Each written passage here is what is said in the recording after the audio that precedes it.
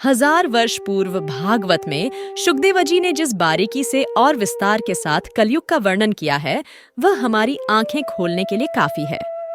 आज उसी वर्णन अनुसार ही घटनाएं घट रही हैं और आगे भी जो लिखा है वैसा ही घटेगा। कथा शुरू करने से पहले दोस्तों, चैनल पर नए हो तो वीडियो को लाइक करें और चैनल को सब्सक्राइब करें। तो कथा शुरू करते हैं कलयुग यानी काला युग, कलह क्लेश का युग, जिस युग में सभी के मन में असंतोष हो, सभी मानसिक रूप से दुखी हों, वह युग ही कलयुग है। इस युग में धर्म का सिर्फ एक चौथाई अंश ही रह जाता है। कलयुग का प्रारंभ 3102 ईसा पूर्व हुआ था।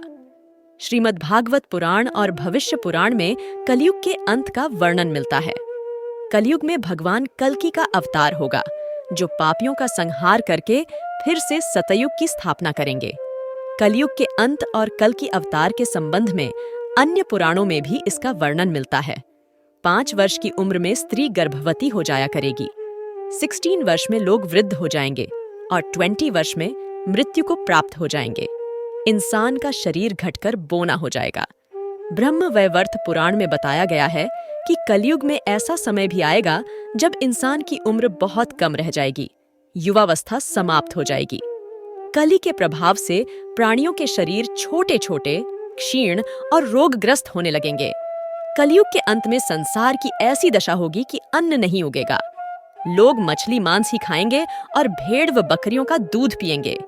गाय तो दिखना भी बंद हो जाएगी, होगी तो वह बकरी समान होगी। एक समय ऐसा आएगा जब जमीन से अन्न उपजना बंद हो जाएगा, पेड़ों पर फल नहीं लगेंगे। धीरे धीरे ये सारी चीजें विलुप्त हो जाएंगी। गाय दूध देना बंद कर देगी। बहुत काल तक सूखा रहने के बाद कलयुग में अंतिम समय में बहुत मोटी धारा से लगातार वर्षा होगी, जिससे चारों ओर पानी ही पानी हो जाएगा। समस्त पृथ्वी पर जल हो जाएगा और प्राणियों का अंत हो जाएगा। इसके बाद एक साथ 12 सूर्य उदय होंगे और उनके तेज से पृथ्वी सूख जाएगी। कलयुग के अंत में भयंकर तूफान और भूकंप ही चला करेंगे। लोग मकानों में नहीं रहेंगे, लोग गड्ढे खोद कर रहेंगे। धरती का 3 हाथ अंश अर्थात लगभग 4.5 फुट नीचे तक धरती का उपजाऊ अंश नष्ट हो जाएगा। भूकंप आया करेंगे। में मनुष्यों में वर्ण और आश्रम संबंधी प्रवृत्ति नहीं होगी। वेदों का पालन कोई नहीं करेगा। कलयुग में विवाह को धर्म नहीं माना जाएगा। शिष्य गुरु के अधीन नहीं रहेंगे। पुत्र भी अपने धर्म का पालन नहीं करेंगे। कोई किसी कुल में पैदा ही क्यों न हुआ, जो बलवान होगा वही कलयुग में सबका स्वामी होगा। सभी वर्णों के लोग कन्या बेचकर निर्वाह करेंगे। कलयुग में जो भी किसी का वचन होगा वही शास्त्र माना जाएगा। कलयुग में थोड़े से धन से मनुष्यों में बडेढ़ा घमंड होगा। स्त्रियों को अपने केशों पर ही रूपवती होने का गर्व होगा। कलयुग में स्त्रियां धनहीन पति को त्याग देंगी। उस समय धनवान पुरुष ही स्त्रियों का स्वामी होगा। जो अधिक देगा उसे ही मनुष्य अपना स्वामी मानेंगे। उस समय लोग प्रभुता के ही कारण संबंध रखेंगे। द्रव्य राशि घर बनाने में ही समाप्त हो जाएगी। इससे दान पुण्य के काम नहीं होंगे और बुद्धि धन के संग्रह में ही लगी रहेगी। सारा धन उपभोग में ही समाप्त हो जाएगा। कलयुग की स्त्रियां अपनी इच्छा के अनुसार आचरण करेंगी। हाव भाव विलास में ही उनका मन लगा रहेगा। अन्याय से धन पैदा करने वाले पुरुषों में उनकी आसक्ति होगी। कलयुग में सब लोग सदा सबके लिए समानता का दावा करेंगे। कलयुग की प्रजा बाढ़, डाह और सूखे के भय से व्याकुल रहेगी। सबके नेत्र आकाश की ओर लगे रहेंगे।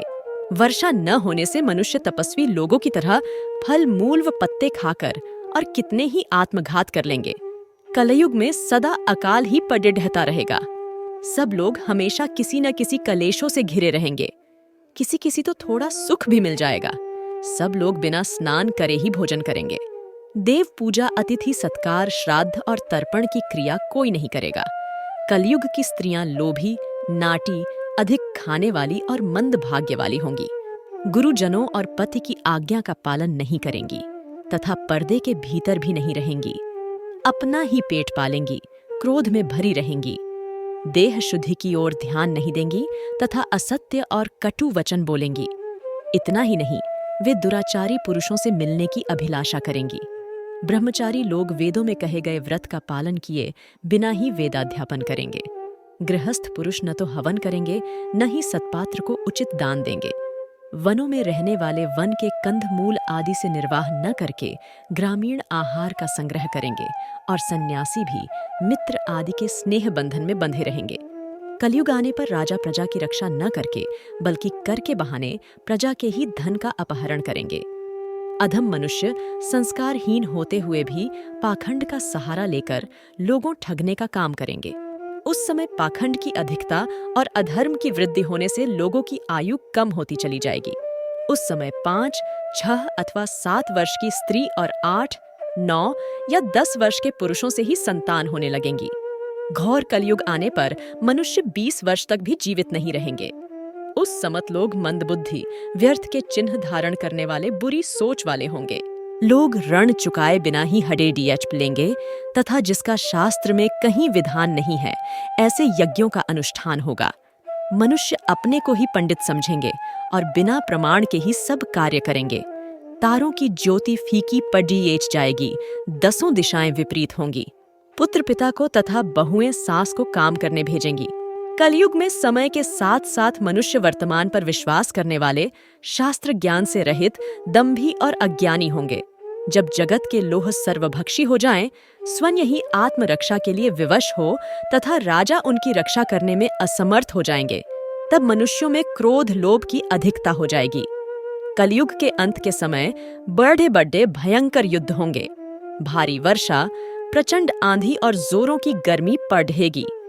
लोग खेती काट लेंगे, कपड़े चुरा लेंगे, पानी पीने का सामान और पेटियां भी चुरा ले जाएंगे। चोर अपने ही जैसे चोरों की संपत्ति चुराने लगेंगे। हत्यारों की भी हत्या होने लगेगी। चोरों से चोरों का नाश हो जाने के कारण जनता का कल्याण होगा। युगांत काल में मनुष्यों की आयु अधिक से अधिक 30 वर्ष की होगी। लोग दुर्बल, क्रोध, लोभ तथा बुढ़ापे और शोक से ग्रस्त होंगे। उस समय रोगों के कारण इंद्रियां क्षीण हो जाएंगी। फिर धीरे धीरे लोग साधु पुरुषों की सेवा, दान, सत्य एवं प्राणियों की रक्षा में तत्पर होंगे। इससे धर्म के एक चरण की स्थापना होगी। उस धर्म से लोगों को कल्याण की प्राप्ति होगी। लोगों के गुणों में परिवर्तन होगा और धर्म से लाभ होने का अनुमान होने लगेगा। फिर श्रेष्ठ क्या है, इस बात पर विचार करने से धर्म ही श्रेष्ठ दिखाई देगा।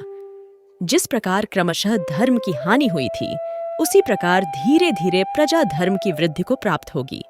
इस प्रकार धर्म को पूर्ण रूप से अपना लेने पर सब लोग सत्ययुग देखेंगे। दोस्तों, ऐसी कथा सुनाने के लिए हमारी वीडियो को लाइक करें और चैनल को सब्सक्राइब करें।